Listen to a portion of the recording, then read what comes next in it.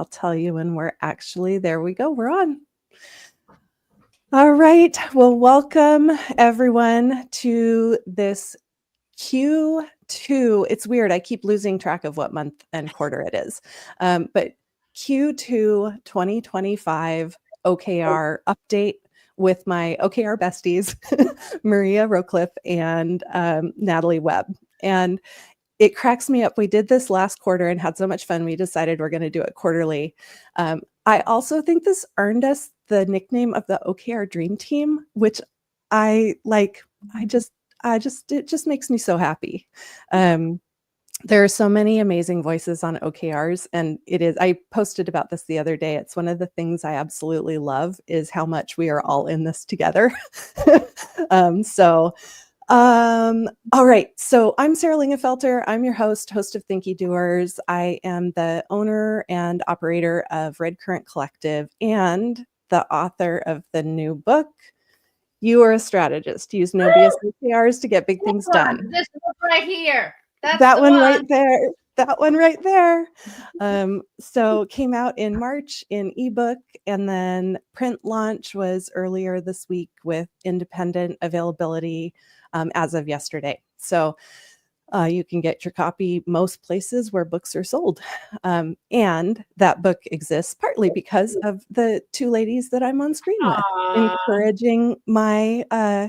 encouraging me marching to the beat of my own drummer in the OKR space.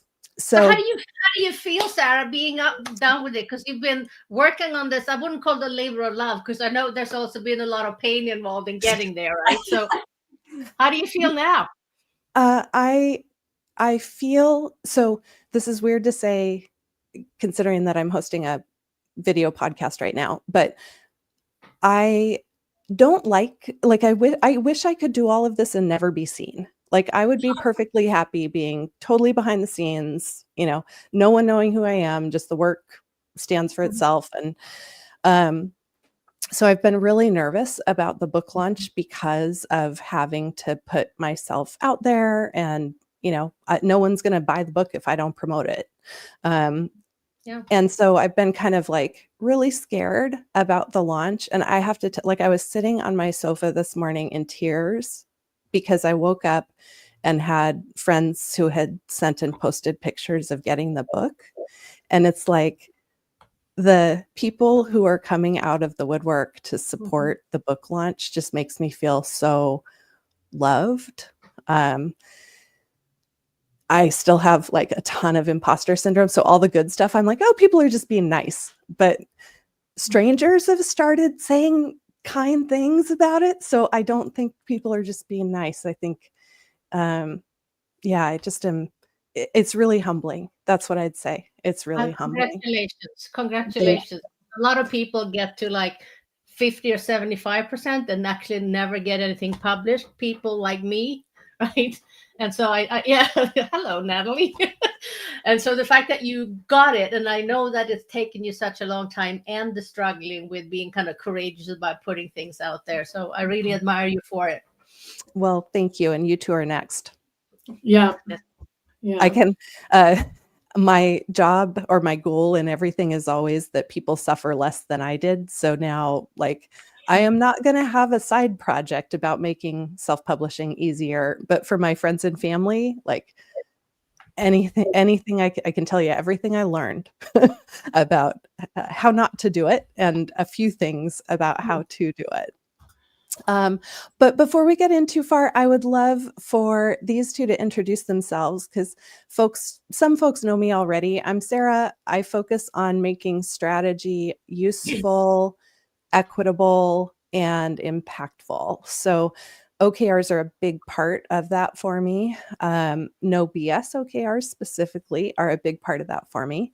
I work with human impact organizations and adjacent technologies. So anywhere we have to improve human experiences, which is really, really hard. That's what I focus on. This time we'll go in reverse first name order. So Natalie, go for it. Let's tell folks who you are. Oh gosh. So Natalie Webb, founder of Cloud Peak Enterprise Group. I do OKR consulting all around the world.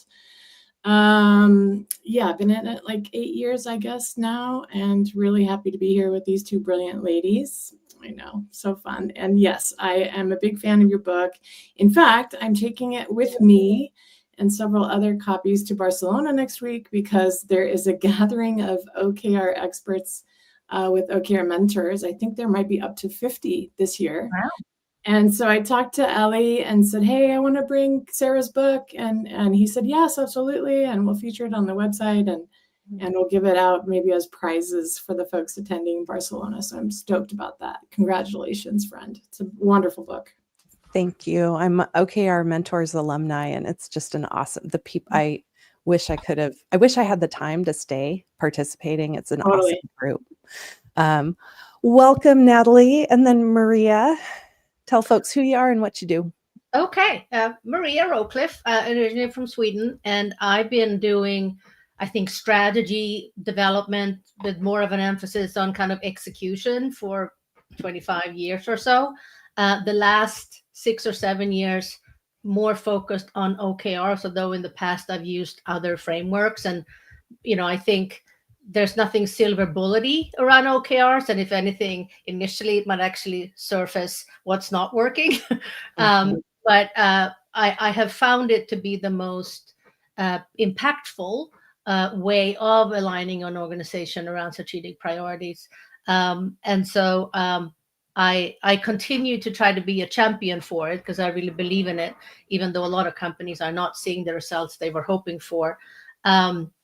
But I would say my focus is more on what do you do once you've set them and how that starts even before you roll out OKRs, if you really want to be intentional about getting the results, more than defining what an objective and a key results are. So I would say, because there's a lot of great people writing about that already. You're obviously one of them, Sarah, but my focus is more on the execution part, which I think has something to do with the fact that I, for the last over 10 years, have primarily had chief of staff and head of business operations role when I've been responsible for either implementing OKRs or transforming or revamping a program that for one reason or another isn't going well.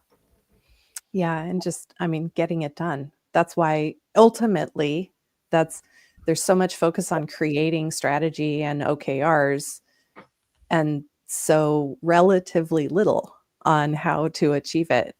We actually have a really packed agenda today. So let's put that on our Q3, because actually Q3 is the perfect time to talk about goal attainment. So we'll, in our Q3 gathering, we'll spend some time on implementation, execution, and actually achieving goals and strategy. That would be a fun conversation. All right. Well, welcome and thank you too for being here. We have a really packed list of topics that we hope to cover today. We also will take questions. We have some questions folks sent in advance, so we'll address those at the end and take any other questions that come in. But let's start with a little bit of an update on where we were in our first gathering on the topic of generative AI. It's still what everyone's talking about in OKRs. Every tool has some kind of generative AI story at this point. Yeah. I would love to hear from you both. Has anything changed since we gathered last in how you're using generative AI or how you're seeing clients use generative AI? Maria, please. Yeah, I'm not seeing a change yet.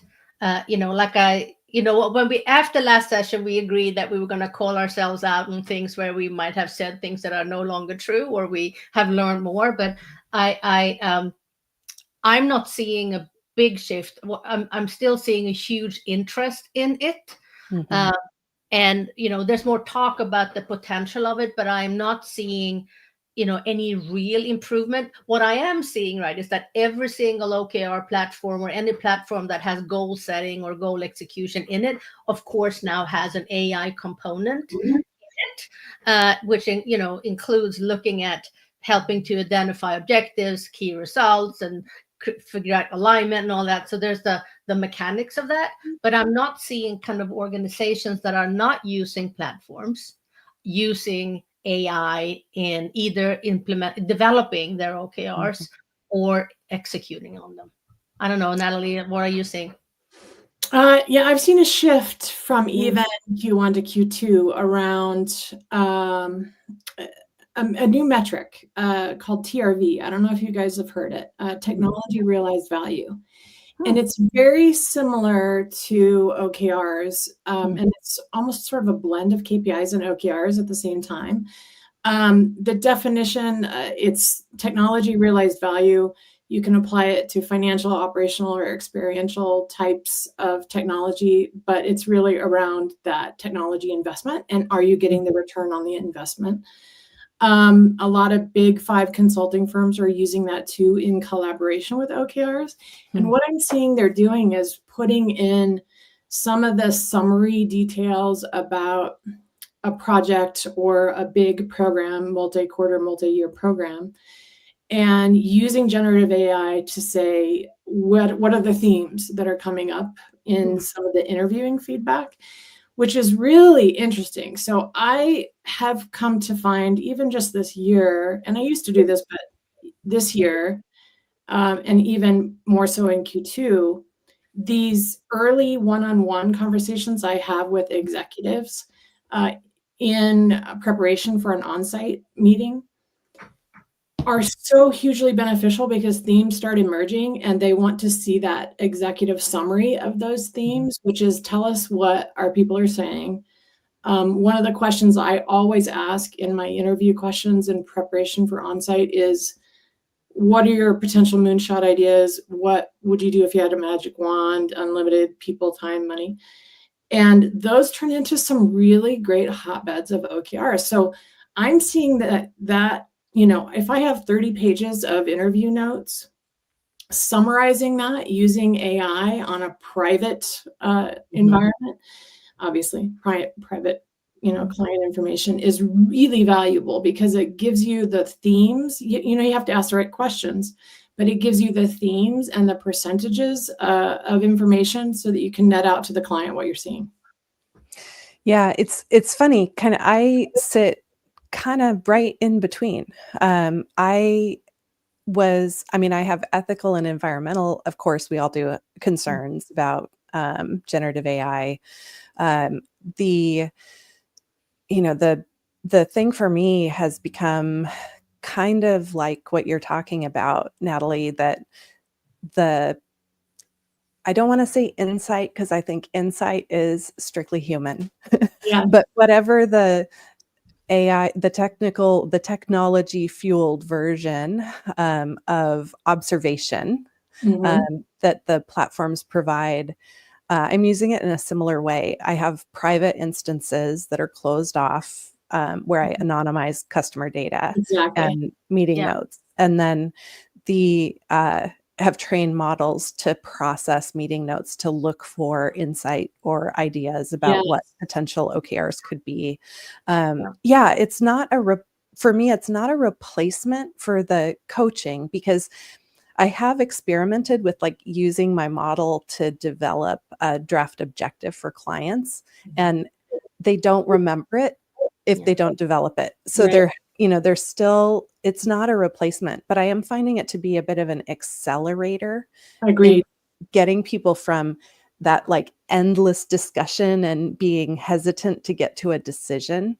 It's like I can cut off the discussion and say, let me ask my model what it thinks, and then come back and say, all right, here's a candidate, discuss, So that's how I'm using it. I am seeing, though, a lot of this I became aware of actually because of Ben Lamort talking about it and posting about it, OKR chat models being released by people with absolutely no sourcing of what they're trained on. And so I think I would say there's a caution right now that I trust the platforms, that are implementing, subject to whatever their terms of use are, but OKR platforms implementing with some kind of generative AI, I kind of trust because at least they're in the OKR business.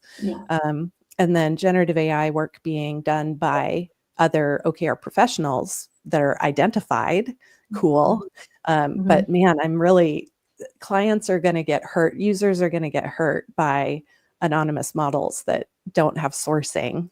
And I, as a content creator, it just kills me to see elements of my work. It's like you can see where you've been the training. Yeah. And it's like, I can't wait till we can source back, like, who has trained what on my materials? Let's see. Because that part of it is just super shady. I agree with that. Yeah. So I am a little bit, I think, in your camp in terms of how I use, because I use it myself. And one thing that has improved since last quarter is that the instances of myself that I have created, because I actually have quite a few doing different things for me. So I am no longer a team of one. I'm a team of actually 6 or 7 that I have that do different things. But I would say that has become better, because I think in the first quarter, when I started more using it, I was fighting it to kind of go, it would give me back things that, no, this is not a KR. No, this is absolutely not an objective. So I think that the quality of what I get back has become better. But I'm not seeing clients do that on their own. So it might be that I am kind of sharing some examples. And again, I think I talked about this, that I'm more focusing on the leading indicators, because I think that is where I can actually help the most, because those are the ones that aren't as intuitive, I think, as the kind of the regular kind of lagging indicators. I would say, though, that I've also tried a lot of these OKR generators that are on some company websites. I'm not going to name names. And I would say that what they come up with are not things that the 3 of us would say, that's a great objective. Right. OKR, right? So but that was even a problem, I think, for me when I was advising clients on which platform to potentially go with, because I was just like, if you are looking at platforms, look at the definition that they have and the examples that they have of objectives and key results, because if they have examples of KRs in particular, which is kind of my biggest pet peeve, that are just milestones and activities and the kind of stuff you actually should be managing as part of program management, if that is the examples they have, any training material, anything that they have on their website, everything that they might generate as part of an AI generator for OKRs or whatever, it's going to include that. And so it's going to lead you down a path that are going to make OKRs a less impactful, methodology for your company to implement than not. Yeah, absolutely. Absolutely. I'm also in that process of like training avatar me's, and because I figured if other people are training models on my work, then why can't I? I think we're going to continue to see, a lot of attention here, and there's just so much. There's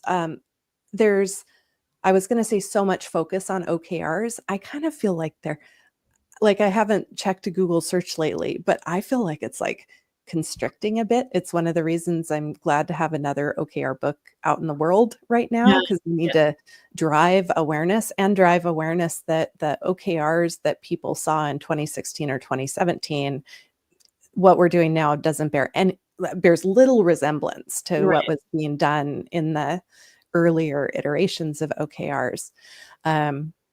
So on the one hand, if all this focus and stuff enables people to try OKRs and then figure out that it can be done better than what generic models are providing in terms of support, cool. I just really hope that we don't see people play with OKR generators and think that that's what OKRs are. I think I'm in that camp, and you mentioned what Ben did. I've seen some generated OKRs, and the theory of it, the textbook of it, I guess meets the criteria. But what is missing, even when I've been in sessions and folks in the room have used a generator to say, oh, this whatever AI tool says, this is a perfectly worded key result. And I say, yes, but this is where I think that the consulting comes in, is this really driving the value you wanted to achieve? How do you know? Who cares, right? Because who cares is a really important question.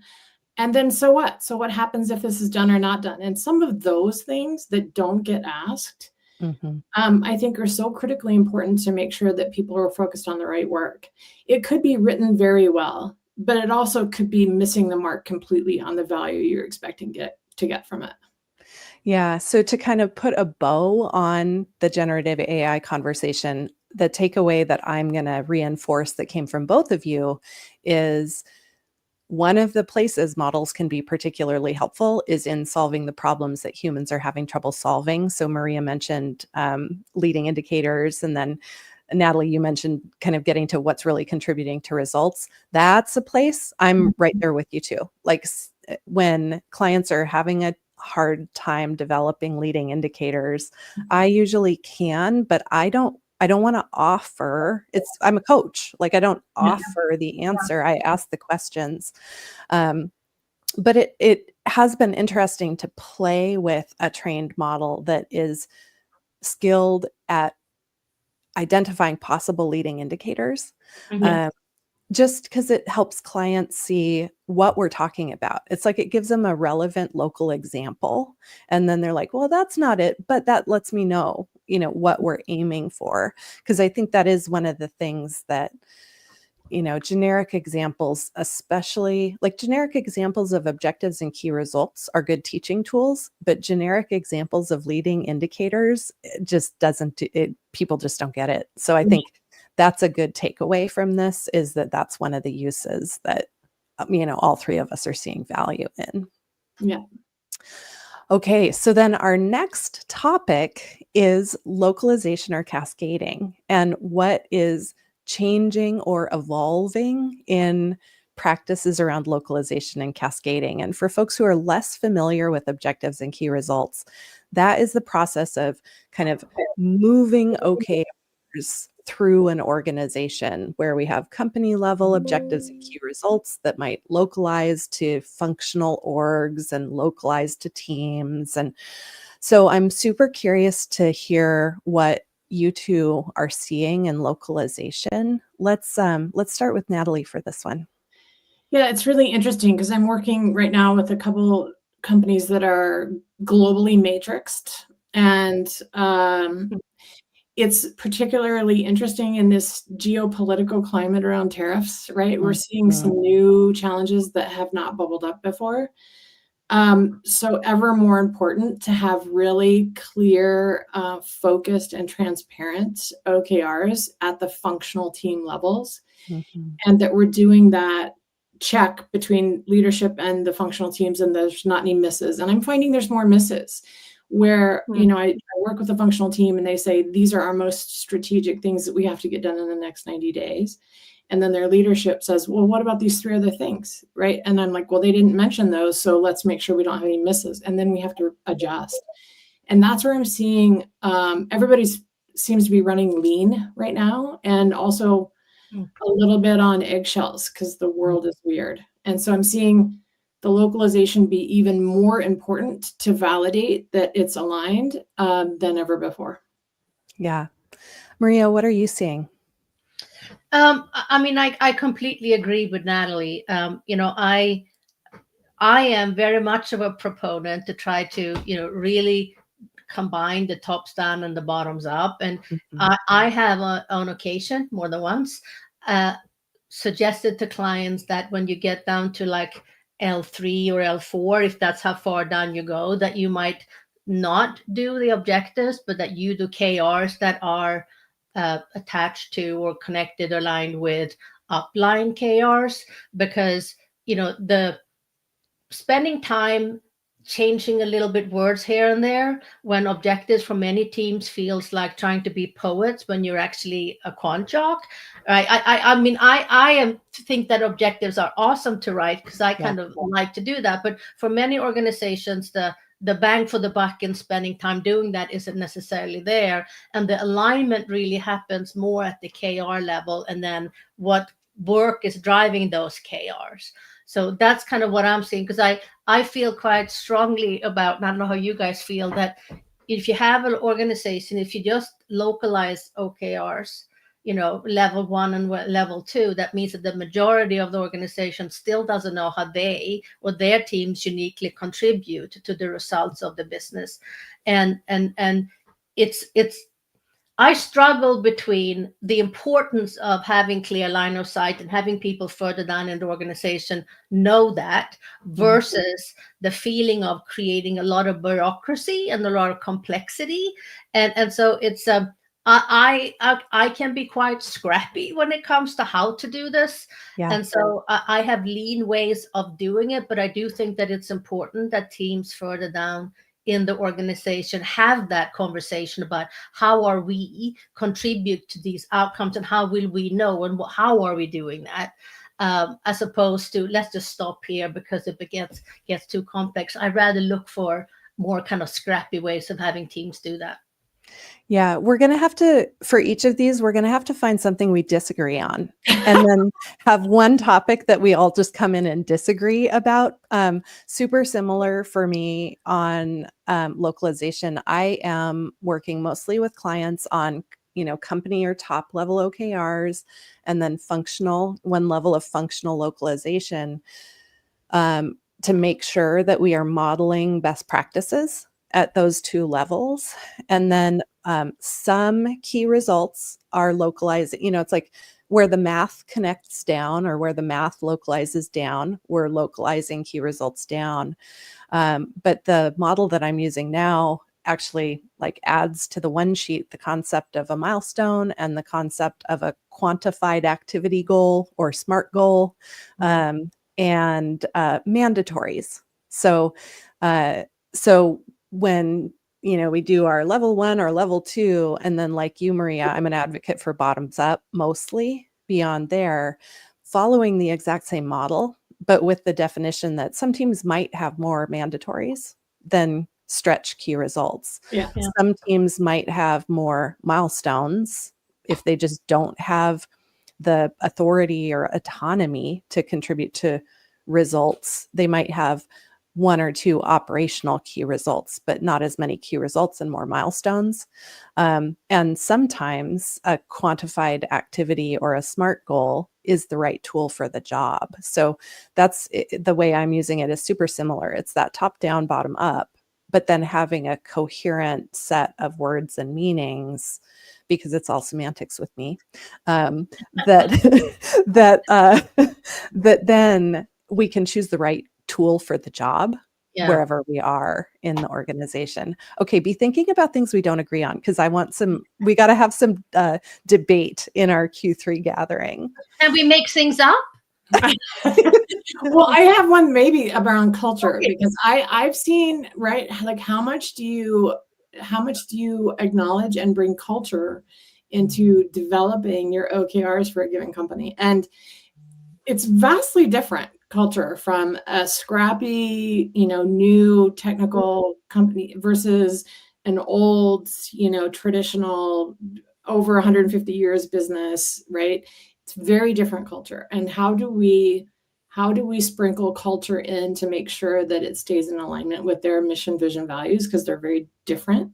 That's one thing that I'm struggling a little bit with, to make sure that I pay respect to and honor the culture that I'm hearing in my interviews, and that is sprinkled throughout the OKRs.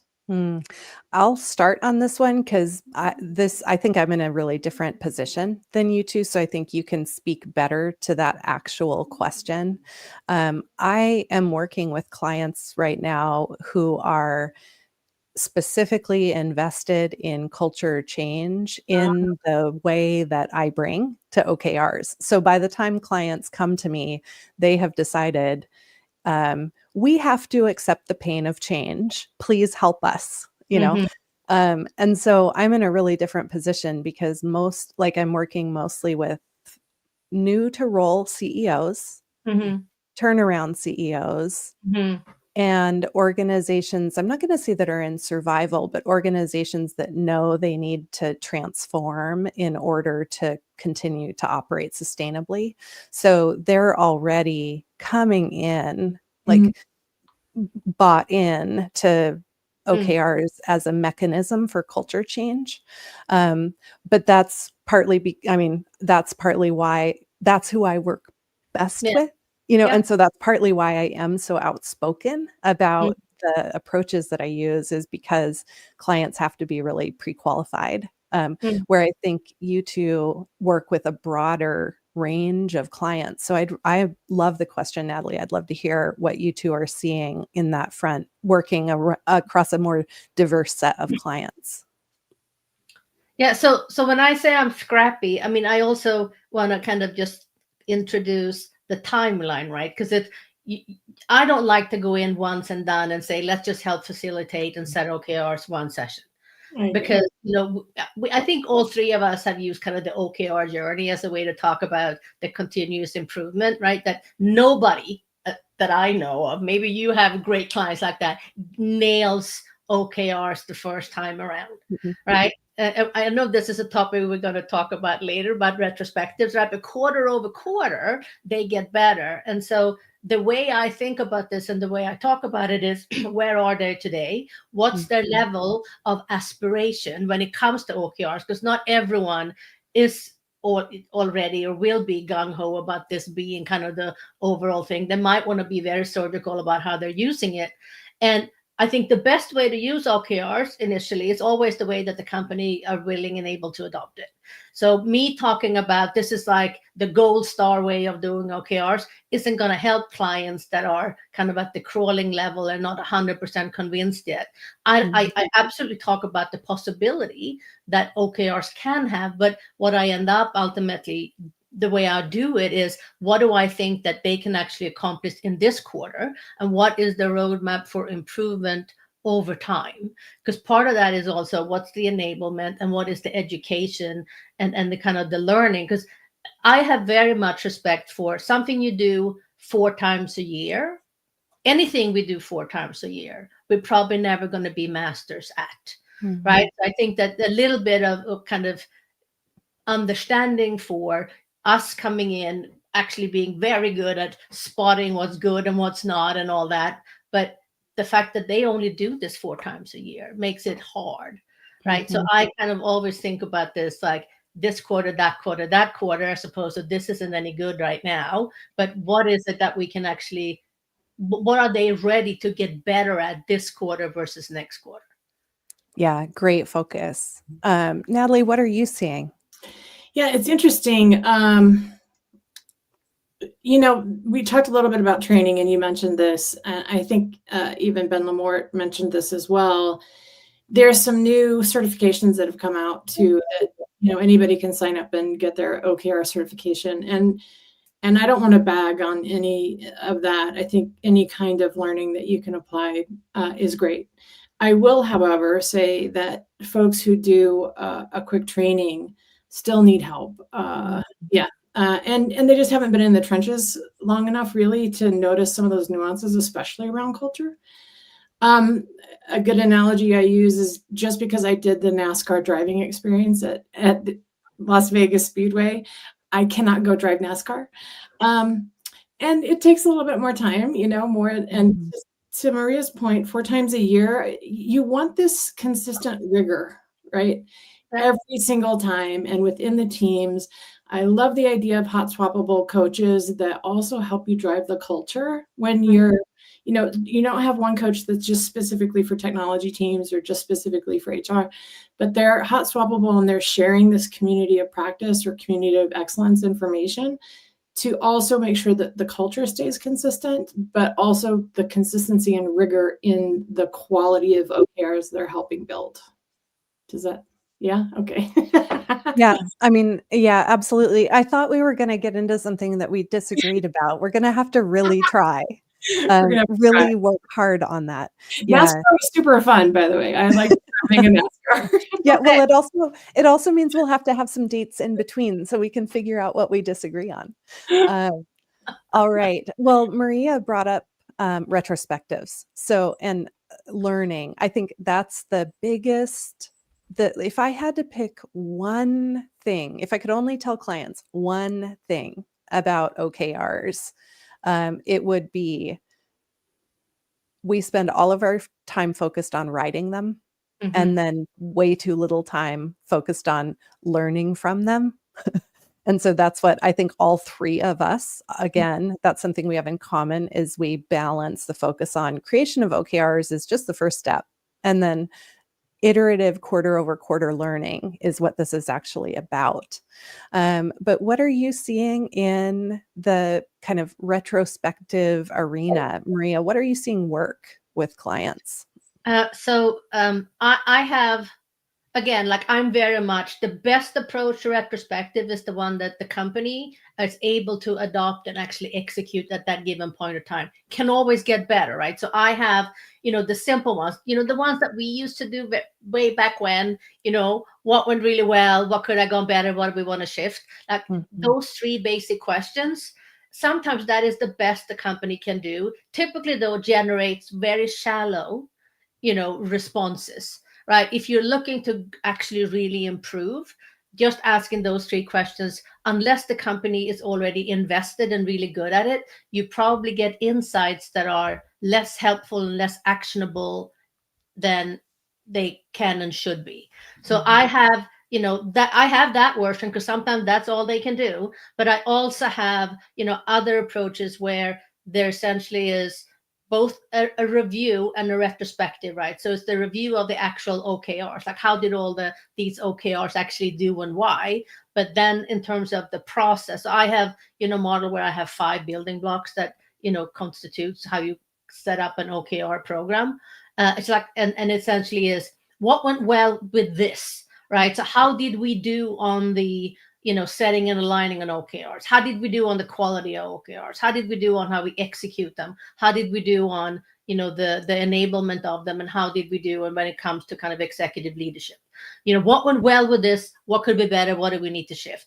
That is kind of one level more detail, right? That does provide the chance of getting more and better and more insightful because it's more of a guided kind of conversation that I think helps them. But sometimes companies aren't ready for that because they're not used to having retrospectives, right? So bringing anything up where I would admit that I could have done something better in some cultures, in some environments is not healthy or safe. So maybe you start at a higher level, right? And then kind of work your way down by helping the organization realize that if there's something inherent in their culture or management practices that makes these conversations less useful than they could and should be.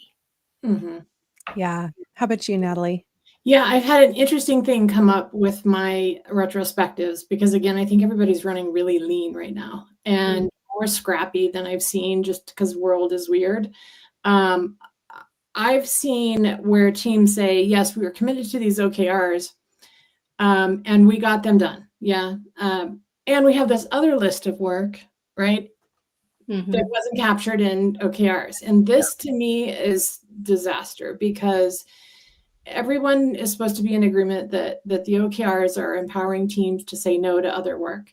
And if they have 2 lists of strategy work that they're working from, and one is sort of, not really captured anywhere in the OKR, this is where I'm seeing a big problem. Because people are over allocated, they're stretched too much, and then they have competing priorities. So this is a new thing I've seen in retrospectives where they have an agreed upon OKR list, and then they have the other stuff, which is also critical strategy work and not run the business work. So this is a new thing I'm seeing. I think also critical to call out, not only the wins, but the do differently's, and then what didn't get any attention and why. And some of that, those sage nuggets that come out are like, wow, this is culture. This is really about, change management. And my good friend I worked with in Saudi, Samira Memon, she's a transformation specialist. And I can't tell you how valuable that was to have her transformation expertise help me in understanding some of the nuances of the culture and the retrospectives. Yeah, that was great. So I don't know if you guys have ever partnered with a transformation specialist, but she was phenomenal. And I almost can't imagine not having her. I mean, I have to because she's in Saudi, but it was so much easier for me to get really good information out of the planning and retrospective sessions with somebody who does transformation. Yeah, I'm transformation is part of my generalist set, so I'm not that kind of expert, but I would agree, that the transformation skill set, the ops and mechanics of transformation applied with OKRs is, I mean, that's how my work actually helps clients change. Like, so Absolutely. I would credit the transformation skill set equally, if not more than It's the a nitrous OKR. boost. It is a little bit of a boost, I think. And I didn't know that until I actually had that expertise with me side by side. Yeah. Yeah, it's, it's funny. For the first time in my practice, I had a client come in who already had high quality OKRs, and they were struggling with implementation and like, specifically with their recurring OKR check-in meetings. And so, my clients, the way we set things up, people are pretty independent by the time we finish 1 or 2 quarter engagement.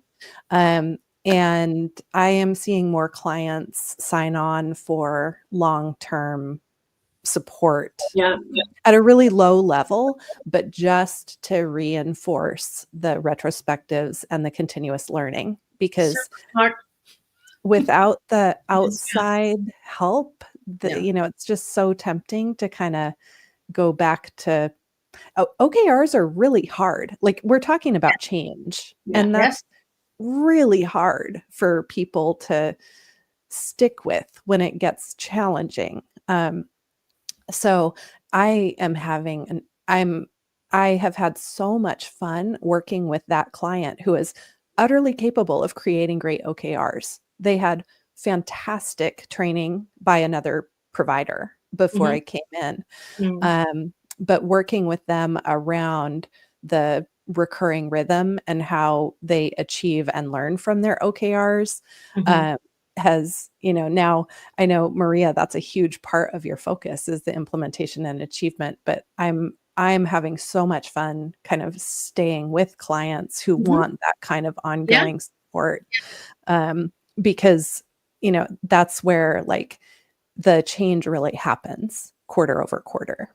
Indeed. Well, okay, so let's tackle, we have a couple of questions that came from folks who attended our last session. I also, if folks who are joined have questions, shoot them through. I can see every once in a while the streaming system drops a question. So if we miss any questions, we'll see them afterward, and we can do, maybe we can do like a Voxer chat or something like that back and forth to address questions that come in so folks don't have to wait for next quarter. So we'll figure out some way. If we miss any questions, we'll catch them up. Or if you're watching the replay and have questions, send them on over and we'll find a way to get those answered for you. But one of the questions that came in was, are companies shifting from rigid top-down or bottom-up models to something more blended? For example, leadership sets the objectives, teams shape the KRs. I know we already kind of talked about localization and cascading, but what are you seeing in terms of, I think we could even expand this to say kind of rigid execution of an OKR model versus more flexible approaches? Let's start with Maria for that one. Yeah, so the short answer is yes. Yeah. And I'm not saying that is in general, but the clients I work with are doing more of that because they're working with me, right? And so if they already have a process where they are doing, the localization in the way that they are, and it's working, and nobody actually thinks it's overly bureaucratic, and they get the outcomes that they need from it, I'm not telling them to change, right? Because change is hard. But if oftentimes the struggle is that they're not getting the results that they want to, people are beginning to say, what are we doing this again? And it's not necessarily accretive to running the business. Then that's kind of what I typically propose to them to try. How about you, Natalie? Yeah, I mean, it's interesting. Some companies always have some weird old thing, always. And so they have something that they want to retire or sunset, and it's typically some old waterfall, something weird. So I'm seeing more of a blend. And I love the scrappiness idea of removing complexity, and I think OKRs do that, especially Maria, to your point. I see the teams that are moving really fast. They don't have lots of layers of objectives, but they almost have like KRs and sub KRs. That's and right. They just move faster, and I love that.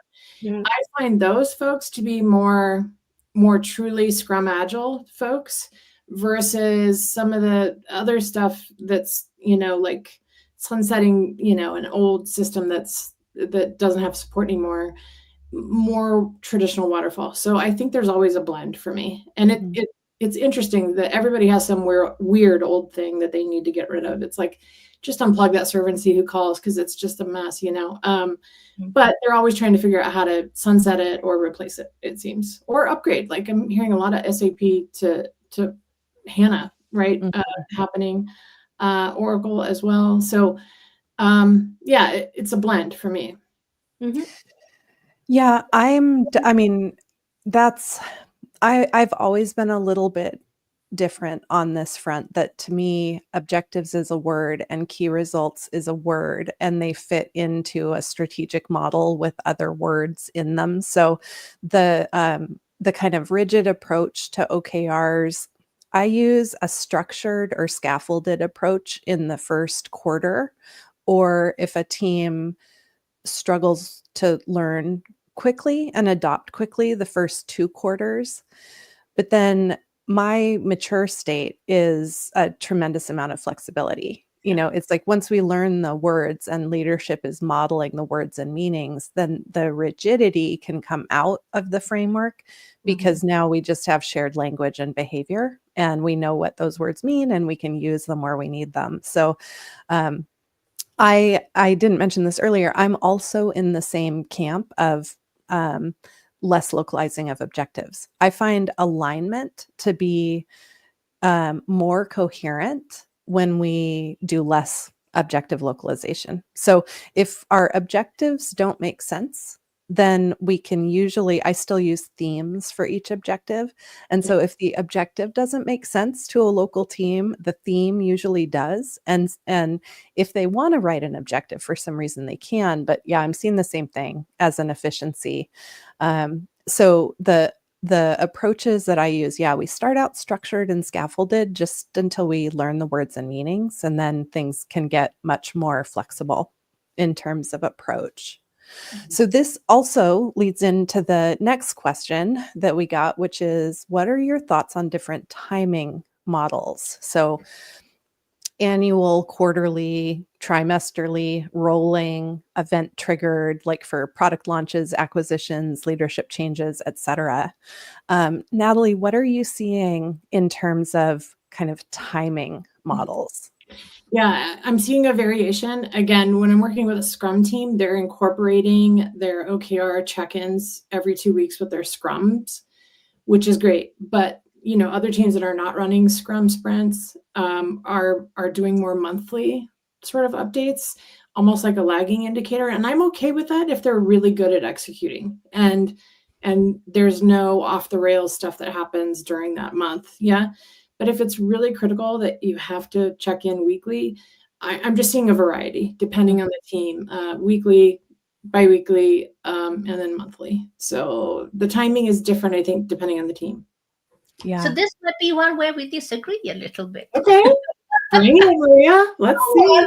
Yeah. So I actually wrote a post about this early in the week. Because I am of the opinion that if you have a KR that you only manage monthly, you are not managing it, you're tracking it, because you essentially have 2 data points and then the quarter is over, right? And yes, there still might be some environments or for some KRs where the shift is so slow that monthly is okay. I would argue that there's very few of those, and I can't really come up with one. And so I think if you don't look at it at least twice a week, you're not managing it, you're tracking it. And so because things are changing so fast now. And I think it's hard that if you don't have it, and we've used this word before, a habit of actually managing on a more ongoing basis, it becomes not important, right? That's why many of these monthly business reviews ends up being just not discussions around what got in the way, what do we need to do, because that might have happened several weeks ago and we moved on, and we're not going to actually know if we did the right thing until next month. And so so I really believe in the discipline of doing it at least bi-weekly, preferably weekly. And it doesn't mean that it has to be a heavy hand, right, in terms of spending hours and hours on it. But somebody, and preferably the team, at any point is going to be able to articulate, how are we doing on this KRMY? Doesn't mean that it has to be half a day discussion of it, but if the point is to actively manage outcomes, and the way I think about it is reduce or eliminate surprises, right? Mm-hmm. So that when at the end of the quarter, you don't say, is there something that happened that we could have learned about earlier and then actually taken action on? Then I think that it is that a more recurring cycle is kind of needed. And again, I mean, if the things that you are actively trying to manage are slow moving, then maybe a monthly is enough. But I don't know many things that are like that anymore. I can throw a couple out and see if you agree. Okay. Legal, merger and acquisition, tax team, surveys, customer surveys under customer sat. Some of that stuff doesn't move that fast. But technology, I'm with you. Bad news only gets worse with time. So the earlier they can raise an issue, I think the better. Yeah. But some teams are like, I'm going to have to check in every week. And, I mean, we're trying to close this deal on acquiring a company. It's going to take us 2 quarters. Like, I have nothing to put in here. So it's going to look just like it's, you know what I mean? So I think it depends. I would argue, though, that if there's something that they don't have to check in on every week or know how it is going, then they might have their own KRs. Maybe. Right, then there's actually KPIs more, that is more health checks, right? That they're not. So KRs in my mind should be something that you're actively looking to improve. If it's just a health metric, then absolutely once a month might be fine. Sure. Yeah. I'm okay with that, actually. Okay. So we kind of disagree, but then agree.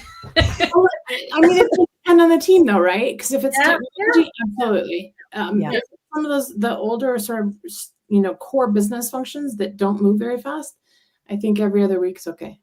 Yeah, no, every other week can be fine. Yeah. Well, and the other thing I'm seeing too is just so I was one of the folks who was advocating for longer OKR cycles, like trimesterly as opposed to quarterly, and now totally reversed course. Like quarterly is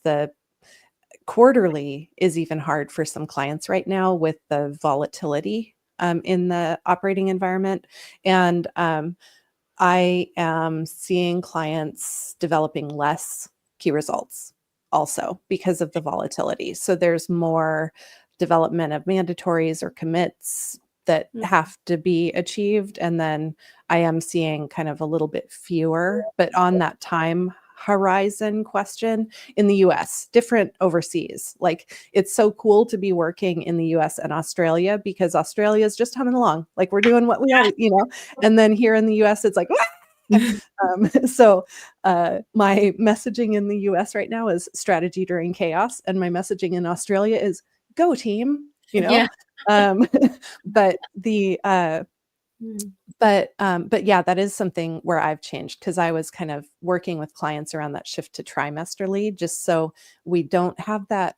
Basically, what I find with trimesterly implementations is we don't lose Q4, where with the quarterly implementations, we tend to kind of lose Q4 because we're focused on Q1.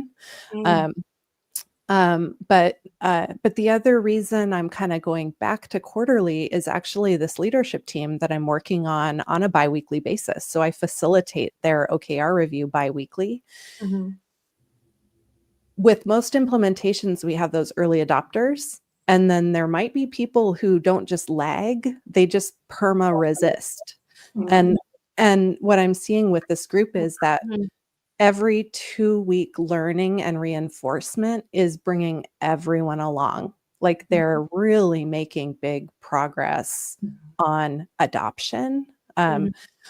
So yeah, that's the place where my thinking has changed.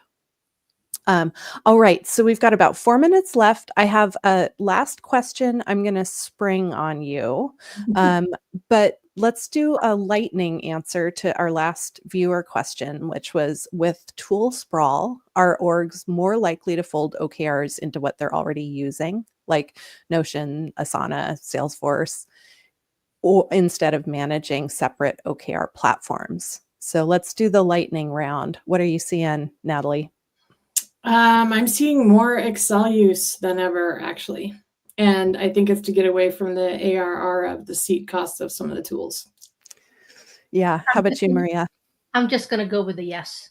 I mean, because I do think that, I mean, part of what we do also when we talk to clients these days, like decide, identify why you're doing this and then figure out what the process is going to be, and then figure out what the way you're going to be managing things. Because if it's a tool-led thing and you start with the tool and then the process isn't there, right? That's we don't advise clients to do that. Doesn't mean that we won't at the end of the day suggest that they might get one, but that's not where to start.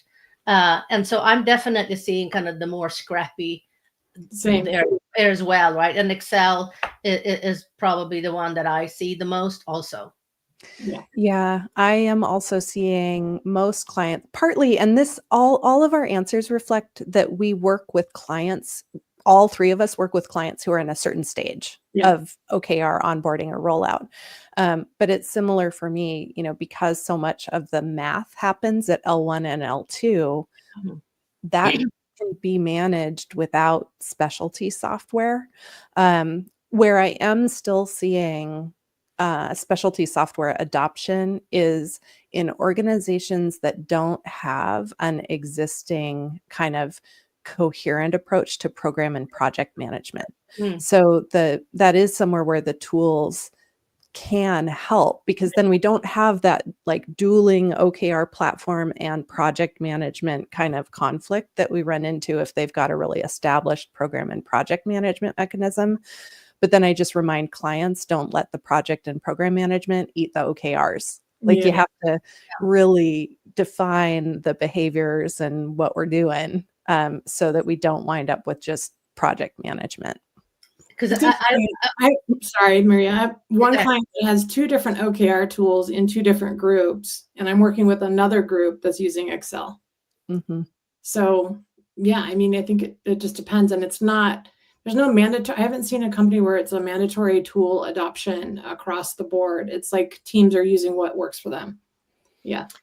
Yeah, I would argue, again, maybe I'm a bit inflammatory, but I would argue that the project management tools out there that have added on OKRs tend to also have examples of OKRs that are project deliverables and milestones, because that's their bread and butter, right? And so I typically say, use that for project management because they're great, but look at these. These are not what you actually want to be managing, because you're already managing those here. So why would you convert that and call the key results when you are already have a process and a tool for doing that?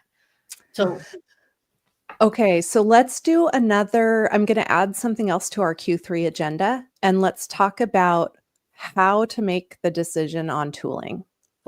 So we're not going to talk about specific tools, but let's talk about like how you advise clients about tooling and because we've all worked on the tool side and we've worked on the services side. So I think that would be really helpful for folks. So we can tackle that in Q3. We've already written our Q3 agenda. This is rad, at least most of it. Yeah, but we're good planners, right? We're out early. All right, you two. I'm going to ask one last question of you, and it's okay to take a minute to think about it because I didn't have this one in our plan, but then I was like, oh, this is kind of cool to talk about. What is the most controversial, and this is lightning round. So what is the most controversial thing you can think of in your OKR practice? Like, what are you doing or saying that you think other people would be like, oh my gosh, that's nuts? Is there anything? I have one. I've had a few leaders want me to use OKRs as big brother to like spy on their teams. And that's just so shady. I really don't like that. It was never meant to be that way. And so that's one thing I really push back on. It's like, if you need to further examine like a team and how they're performing, I say lean in and do that internally, and don't use OKRs as a guise to big brother a team. That's the one I'm like, yuck. Yeah. Yeah, so I'm not sure exactly if this is exactly what you're asking for, but one of the things that I object very much to, and I know that there's a lot of people that advocate for teams only setting 1 or 2 OKRs. Right? You should just have one. There should be one strategic priority. And I am so against that. And I think back to your point, Natalie, then you're going to have this one KR that just hangs out there. Yeah. And then all these other things that people are spending time on. And so the ability to use your OKRs to understand what to say no to is non-existent. So the whole idea about making work purposeful has essentially gone away. And so that is one thing that, I have a few things that I have like pet peeves that I'm like, don't do that. And I think there's a lot of people out there advocating for you should only have one strategic priority, 1 OKRs per quarter or 2 that to me, that arbitrarily, like I absolutely am for having focus, but arbitrarily setting one is just, I'm very much against it. Yeah. That's good food for thought for me. I don't recommend setting one, but I do sometimes have teams that only create one objective and some key results, or they localize an objective and a handful of key results. And that is a good point, that if we do that, that doesn't help us know how to make decisions about what to stop doing or what to do.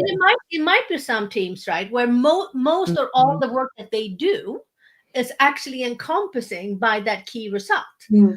But I think that that's the discussion that needs to happen to say, based on how we contribute to these things, this is the only one that we're actually contributing towards. Then that's fine. But it's the arbitrary that says companies, at the enterprise level or any team, should only have one, which versus saying if all the work they do aligns into one, by all means, don't come up with other ones. Right? Yeah. All right. So my hot take is that, and I'm going to say this, and then I'm just going to say something. I'm going to stop talking. I'm not going to explain it. We're going to tell her how do you find each other? And then we'll leave it on a cliffhanger. So my hot take is that financial metrics belong in mandatories and budgets. They're KPIs. They aren't key results. Bam. All right. So Maria, if people want to find you, how can they find and connect with you? Easiest way is to find me on LinkedIn. And my last name is Rowcliffe. It's not Lopez or Rowcliffe. And Natalie, where can people find you? Same as Maria. LinkedIn's probably the easiest way to reach me. And yeah, I appreciate you giving us that shout out. And congratulations again on your book. So proud of you, my friend. It's a killer book. I love it. And I love that people in your sphere and outside of your sphere are stepping up and saying, this is great stuff. Congratulations. Thank you. Thank you. Thank you. I can't wait to be hyping your books. I'm listening. If I can do it, you can do it. Come on. Nice. All right. Well, thank you so much for everybody who tuned in and who's watching the replay. You can find me at saralobkovich.com, and youareastrategist.com for information about the book. Also available wherever almost wherever you buy books. And we'll see you back here in Q3. If you've been here for the whole recording, you know what the agenda is. We will definitely take questions, though. The questions are awesome. So get your questions into us and we'll answer as many as we can. We'll also, we might answer some in between now and Q3, so you don't have to wait that long. So thanks for tuning in, and we'll see you next time. Thanks all. Thanks. Bye. Bye, ladies. Okay, stay online. Stay online.